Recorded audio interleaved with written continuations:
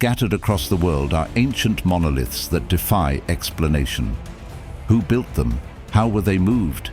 These massive stones hold secrets lost to time, challenging historians and sparking wild theories. Here are 5 of the most baffling and awe-inspiring. The broken menhir of Ergra.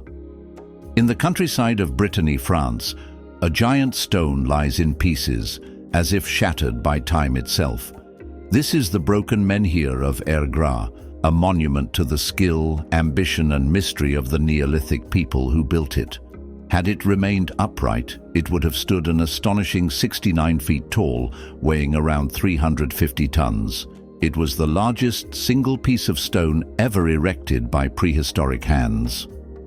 Dating back to around 4,500 BCE, the broken menhir was part of the Lochmariaquer megaliths, a site even older than Stonehenge. Nearby, a 460-foot-long passage grave still holds the remains of domesticated cattle, their purpose lost to history.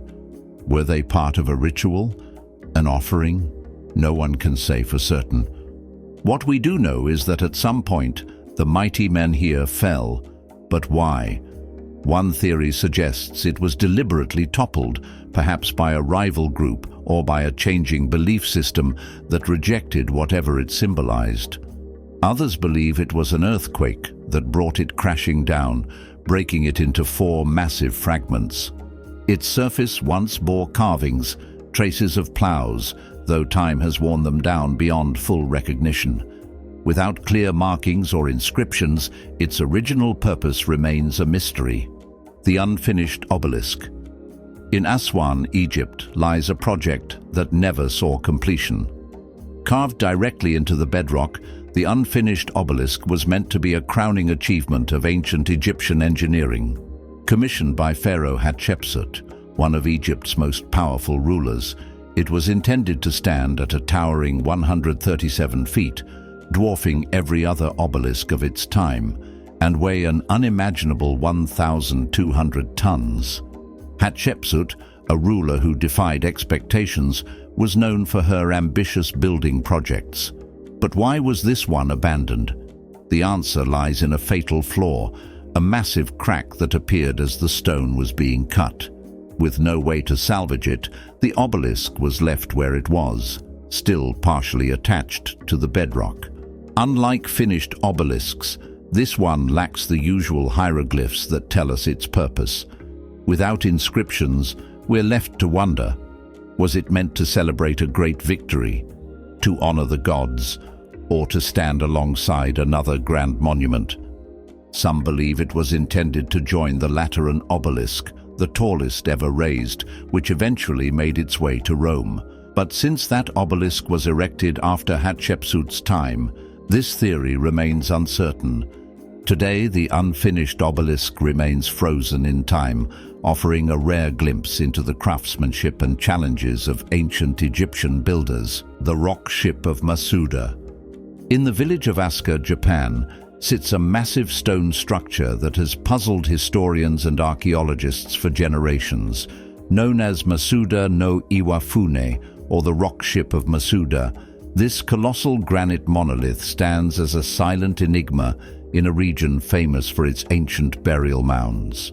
But unlike the keyhole-shaped tombs scattered across Asuka, this structure appears to have no connection to a grave, raising countless questions about its purpose and origins. Measuring approximately 36 feet in length, 26 feet in width, and 15 feet in height, the rock ship weighs an estimated 880 tons.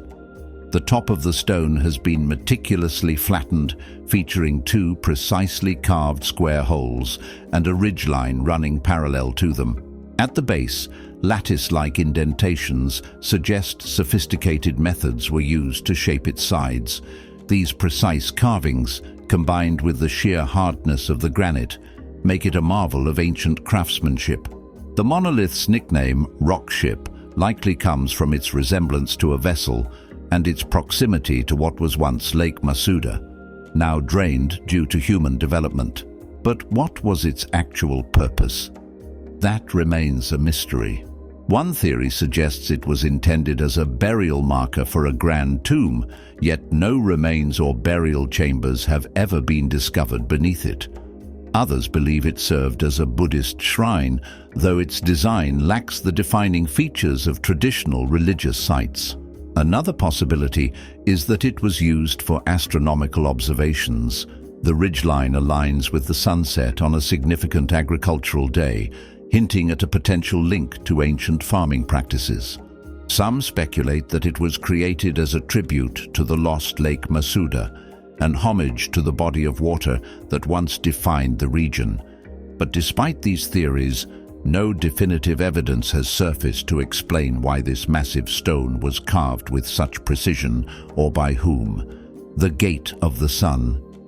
In the 1860s, while searching for remnants of the Incan world, American diplomat and explorer Ephraim George Squire stumbled upon something far older than he had expected. Amid the windswept highlands of Bolivia, he found himself standing among the ruins of an ancient city, one that hinted at the existence of a civilization lost to time. Perched more than 12,000 feet above sea level, near the vast expanse of Lake Titicaca, Tiwanaku sprawls across nearly 1.5 square miles. Its ruins, scattered like remnants of a forgotten puzzle, tell the story of an advanced society that once flourished in the Andes. Among the broken walls and carved stones, one monument stands out, the Gate of the Sun. Massive and imposing, this monolithic gateway stretches nearly 10 feet tall and 13 feet wide, hewn from a single block of andesite stone weighing close to 10 tons. But its true significance lies in the intricate carvings that cover its surface. 48 squares are etched into the gate, each depicting an effigy, 32 human-like figures, and 16 with the heads of condors. All of them gaze toward a central figure, a commanding presence holding staffs adorned with symbols of rain and lightning. Scholars believe this figure represents a sun deity, possibly a creator god worshipped by the people of Tiwanaku. What was the purpose of this enigmatic structure? That question remains unanswered. Some researchers speculate that the gate once served as a sophisticated calendar, mapping out celestial events. Others suggest it was a tool for astronomical observation, aligning with the movements of the sun and stars. But one mystery complicates these theories. The gate is not where it was originally meant to be. Evidence suggests that it was moved, possibly toppled by time and later propped back up by European explorers in the 19th century. Yet the mystery of the Gate of the Sun is only a fragment of a much larger enigma, the civilization that created it. At its height, between 500 and 900 AD, Tiwanaku was home to around 20,000 people, forming the heart of an empire that spread across western Bolivia from 600 to 1000 AD. They built grand cities, engineered advanced irrigation systems, and crafted monuments that still stand today. But unlike the Incas, they left behind no written records, only the echoes of their influence. Centuries later, the Incas would come to revere Tiwanaku, incorporating elements of its gods and traditions into their own belief system. When the Spanish arrived in South America, they heard tales of Tiwanaku from the Incas, and chroniclers like Pedro Chiesa de Leon recorded the ruins in their accounts, unaware of the deeper history hidden beneath the stones. The Forgotten Stone. The city of Baalbek in Lebanon is home to some of the most astonishing stone structures ever created by human hands. Scattered throughout the landscape, these massive monoliths were destined for one of the grandest temples of the ancient world, the Temple of Jupiter. But among them lies a stone that was never moved, never placed into its final position. It is known as the Forgotten Stone, and it holds the title of the largest quarried block in human history. While all of Baalbek's stones are massive, the Forgotten Stone is in a class of its own. Buried beneath the earth beside another colossal monolith, the Stone of the Pregnant Woman, this unfinished giant measures an astonishing 55 feet in length, 20 feet in width, and 18 feet in height. Because it remains partially underground, its full weight is uncertain, but experts estimate it to be at least 1,650 tons. Even by today's standards, moving a stone of this magnitude would be a near impossible challenge. Yet, Baalbek's mysteries extend beyond its immense stones.